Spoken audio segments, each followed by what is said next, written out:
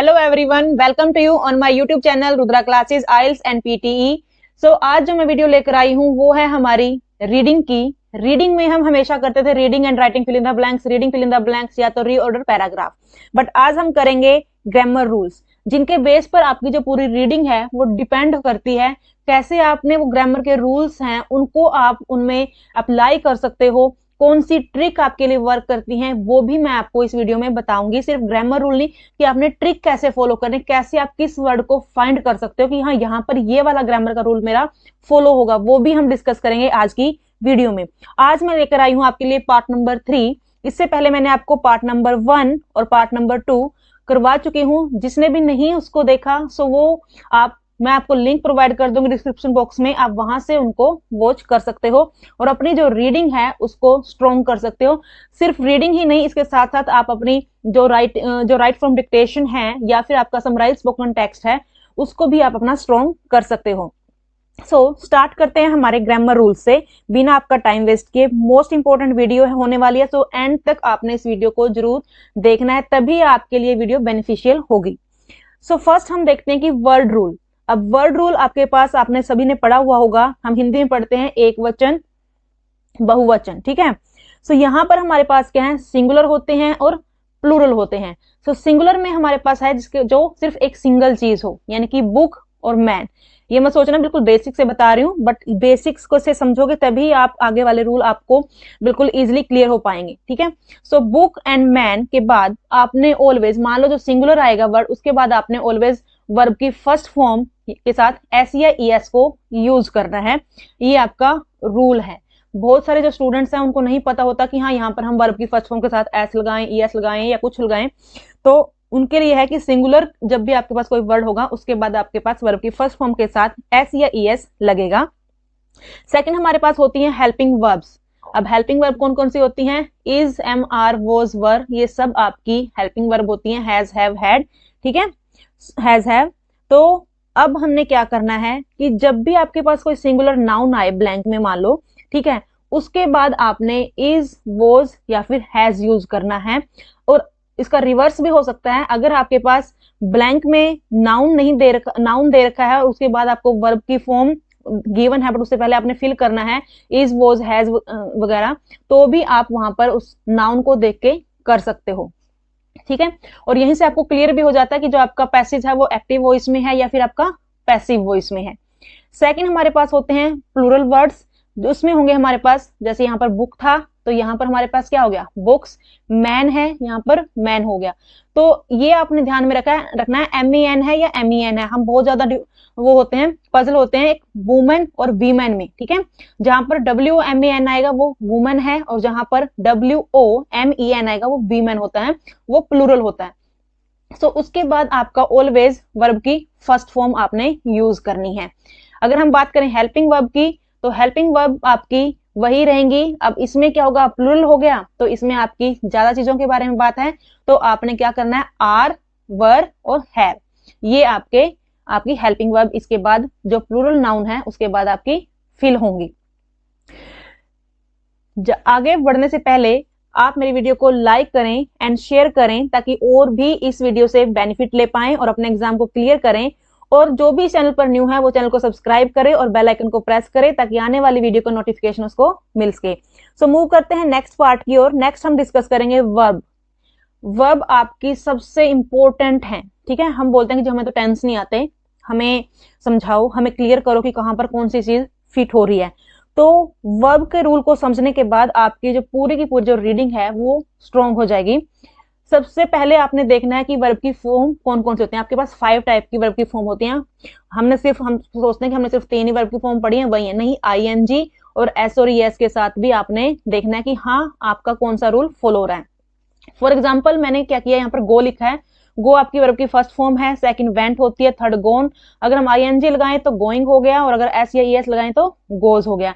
हमने ये नहीं देखना कि हाँ हमने जो वर्ब की फॉर्म पढ़ी है वो बस यही पढ़ा कि प्ले, प्लेड, प्लेड, ED लगेगी, वही हमारी वर्ब की फॉर्म है। कुछ डिफरेंट भी होती है। फॉर एग्जाम्पल जैसे हम बोलते हैं रीड, बट उनको बोलने का वे क्या हो जाता है, हमारा चेंज होता है, रीड, रेड, रेड, ठीक है। ऐसे हमने क्या करना है, वर्ब की फॉर्म को भी थोड़ा सा एक बार गो थ्रू हो जाना है ताकि आपके जो वर्ब हैं वो भी स्ट्रॉन्ग हो जाएं। उसके बाद कि इन वर्ब को आपने पहचानना कैसे है, ठीक है, मोस्ट इंपोर्टेंट वीडियो होने वाली है, मैंने पहले ही आपको क्लियर किया है। वर्ब की पहचान क्या है, कैसे आप उसको आइडेंटिफाई कर पाओगे। तो उसके लिए आपके पास है जिन भी वर्ड के पीछे, ठीक है, आपको TIVE, TIUN, TY, LY, TANT, NY, वंस, एंस या मेंट में मिलेगा, तो वो कभी भी आपकी वर्ब नहीं होगी। नोटबुक लेके बैठो, साथ के साथ नोट डाउन करते चले जाओ कि हाँ कौन कौन से वर्ड हैं वो हमारे नाउन वर्ब नहीं हो सकते। आगे मैं ऐसे और भी बताऊंगी क्या चीजें हमारी नाउन हो सकती हैं, क्या हमारी एडजेक्टिव हो सकती हैं, ठीक है, क्या हमारी एडवर्ब तो सभी को क्लियर ही है कि जो ly वाला होता है, जिसके जो सफिक्स ly होगा वो हमारी एडवर्ब होती है। बट इन चीजों को नोट करना कि जिन वर्ड के पीछे जो सफिक्स होगा वो आपका इनमें से कोई एक होगा, तो वो क्या होगा, हमारी कभी भी वर्ब नहीं होगी। ये आपको एलिमिनेशन मेथड को फॉलो करने में काम आएगी। अब वर्ब का यूज कैसे करना है, कैसे हम कहां पर कौन सी वर्ब की फॉर्म को यूज करेंगे, ये हम इस वीडियो में आगे करेंगे। सबसे पहले जब भी आपका ब्लैंक के बाद ऑफ आएगा, ठीक है, ब्लैंक के बाद ऑफ आएगा, वहां पर आपकी वर्ब की फॉर्म यूज नहीं होगी, ठीक है। ऑफ के बाद कभी भी आप वर्ब की फॉर्म को यूज नहीं, ऑफ से पहले वर्ब की फॉर्म को आप यूज नहीं करोगे।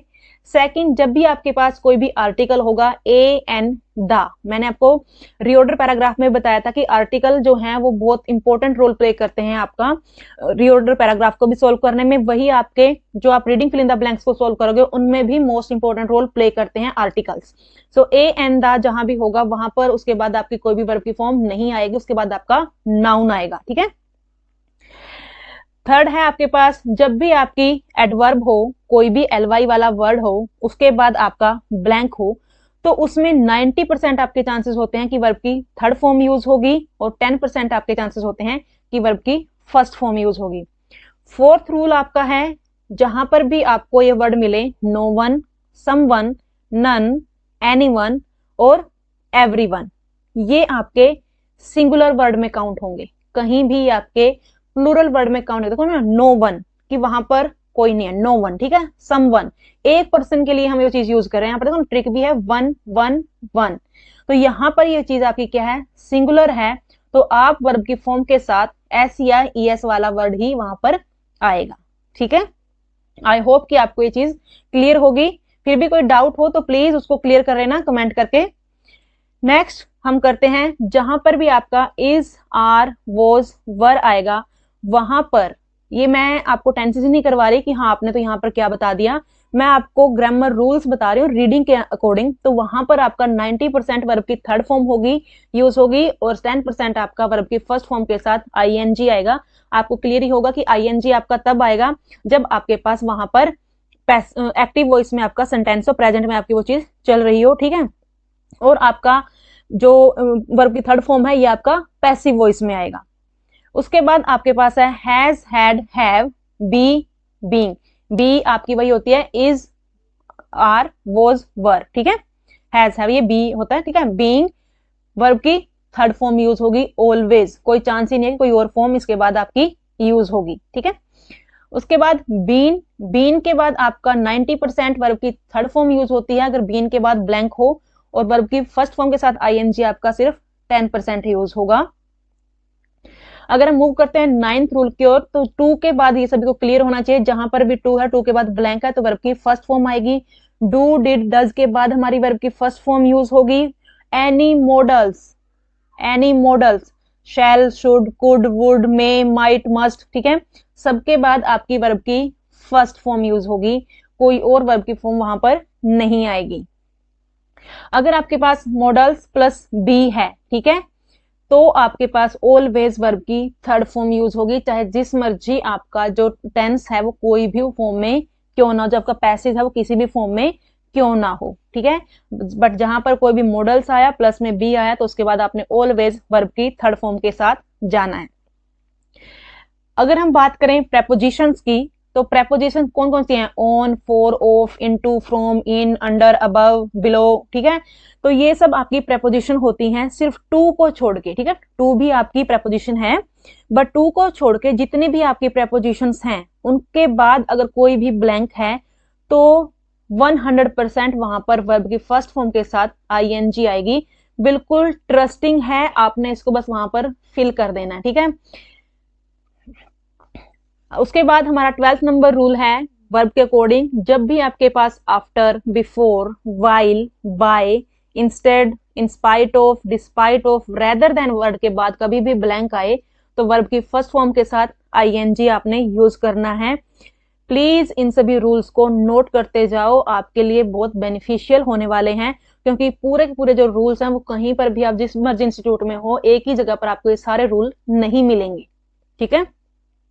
सो after, before, while, by, by वाला आपके पास मोस्टली आता है, ठीक है। तो बाय के बाद आपने ऑलवेज वर्ब की फर्स्ट फॉर्म के साथ ing यूज करना है। उसके बाद आपके पास जितने भी हैं many, all, few, a few, some, various, several, different, one of, majority of, minority of, a number of, certain, a pair of, a group of, जितने भी ये सारे वर्ड हैं ये सब के सब प्लूरल हैं, ठीक है। बहुत ज्यादा क्वांटिटी को बताते हैं, तो यहां पर हमारी सिंपल वर्ब की फॉर्म आएगी, उसके साथ एस या ईएस नहीं आएगा। ये वही रूल है जो मैंने आपको बिल्कुल स्टार्टिंग में करवाया था, सिंगुलर एंड प्लूरल वाला, तो वहीं से आपको ये चीज क्लियर होनी चाहिए, तभी मैंने आपको कहा था कि मोस्ट इंपॉर्टेंट है। सो आगे वीडियो में बने रहना।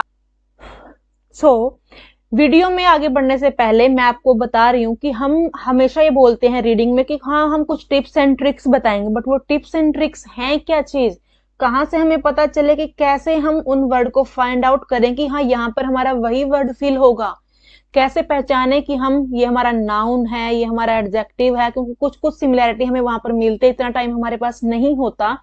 सो उसके लिए हम करेंगे कुछ आज एग्जाम्पल्स, देखेंगे कि क्या चीजें हमारी नाउन्स हैं, क्या एडजेक्टिव हैं, ठीक है, क्या हमारी कुछ और चीजें हो सकती हैं जिनको सिर्फ आप लास्ट वाले जो वर्ड्स हैं फिक्स हैं उनको देखने के बाद ही अपने क्वेश्चन को इजिली सॉर्ट आउट कर सकते हो।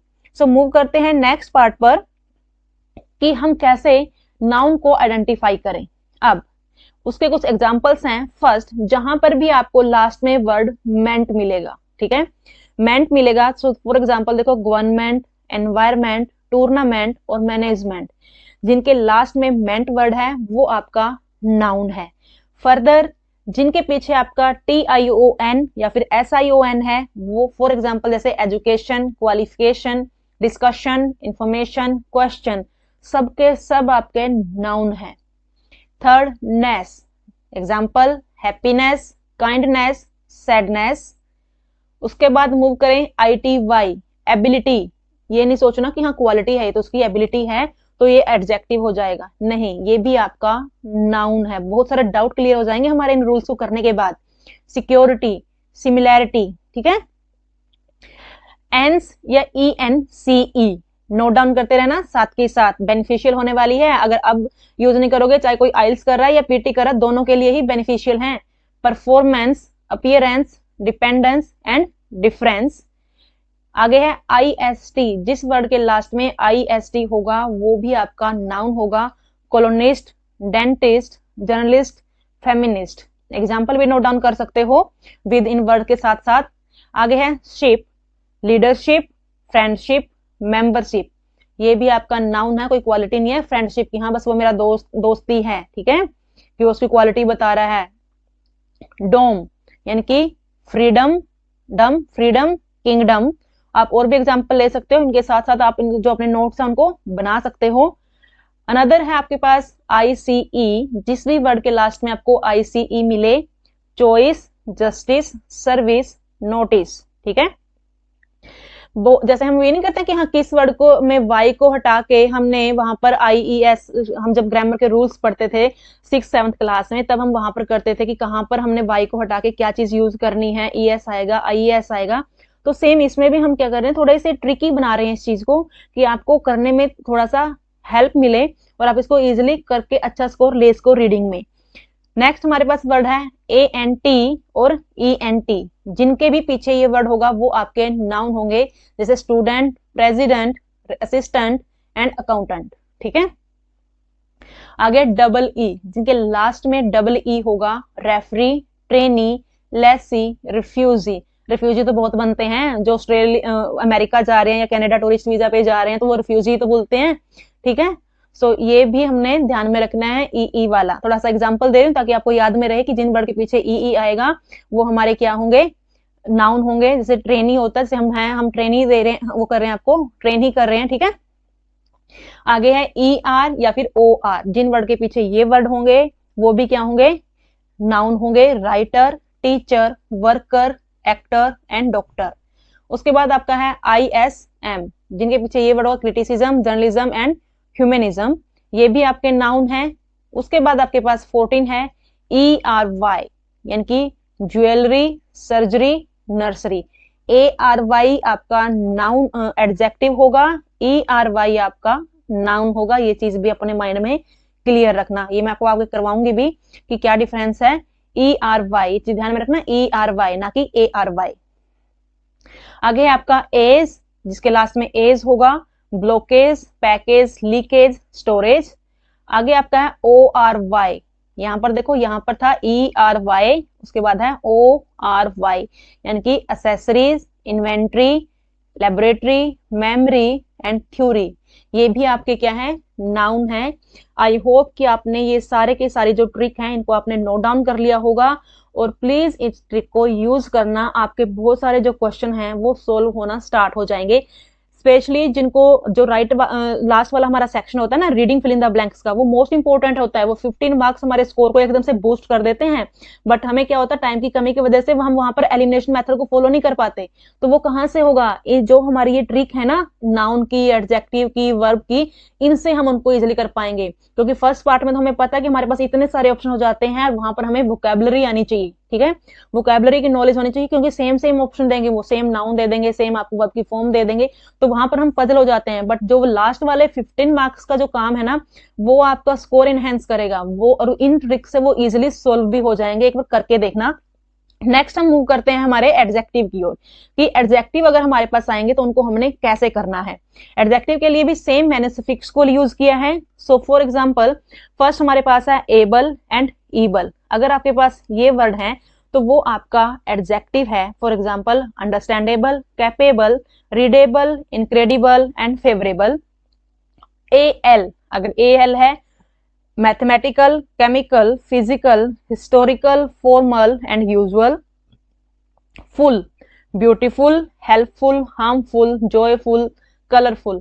कभी भी आपका फुल में डबल एल नहीं आएगा, ठीक है, कहीं एफ यू डबल एल वाला फुल वाला वो चीज बना दो, सिंगल एल आएगा। ये भी चीज हमने माइंड में रखनी है।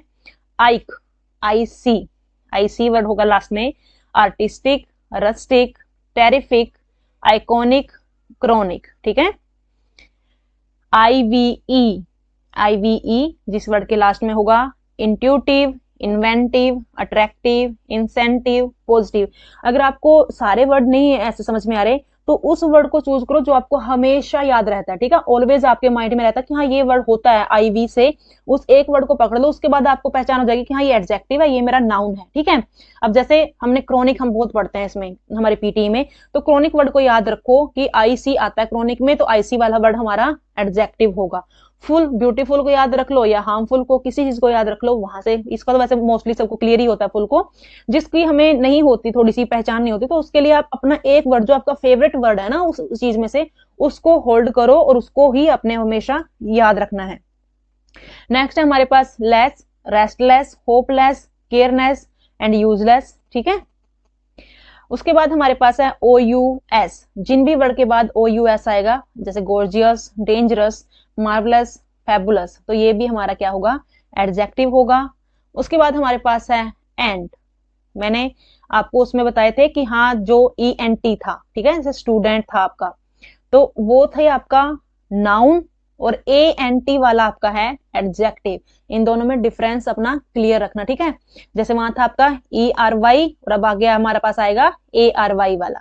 तो ए एन टी में क्या है, यहाँ पर क्या है, रिलायंट, ब्रिलियंट एंड विजिलेंट, ये हमारा क्या है, एडजेक्टिव है। उसके बाद हमारे पास है आई ए एन, यानी कि ऑस्ट्रेलियन, इंडियन, कैनेडियन, ठीक है, ये भी हमारा है एडजेक्टिव। आगे हमारा है A R Y, complimentary, honorary, customary, momentary and stationery, तो ये हमारा क्या है, एडजेक्टिव है। तो ये थे हमारे कुछ जो एडजेक्टिव की पहचान थी, ठीक है। कुछ हमारी जो मैंने करवाई वो नाउन की थी। एक और है आपके पास ISH, जो होगा चिल्डिश। चिल्डिश नहीं बोलना, चाइल्डिश बोलना है। बहुत सब इसमें गलती करते हैं चिल्डिश बोलने की, चिल्डिश नहीं है, चाइल्डिश, फुलिश, स्टाइलिश, बॉयश। चिल्डिश मैंने इसको क्यों बोला, क्योंकि मैंने बहुत सभी को देखा हुआ है, बार बार इस एग्जाम्पल को यूज भी करते हैं अपने वीडियो में, क्योंकि मैंने स्टूडेंट को बहुत देखा है इसको चिल्ड बोलते हुए, इसलिए मैंने सोचा कि मैं आपको अगेन करके दिखा दूं। चिल्डिश नहीं है, चाइल्डिश है, ठीक है। सो आई होप कि आपने अब इन सभी को नोट डाउन कर लिया हो। मोस्ट इंपॉर्टेंट है आप सभी के लिए ये, प्लीज इनको नोट करो और डेली इनकी प्रैक्टिस करो। जितना आप इनको यूज करोगे तभी आपको इनकी जो आइडेंटिफिकेशन है वो हो पाएगी और आप इजिली इन क्वेश्चन को सोल्व कर पाओगे। सो ये थी मेरी आज की वीडियो में कमेंट करके मुझे जरूर बताना कि कैसे आपको मेरी आज की ये वीडियो लगी।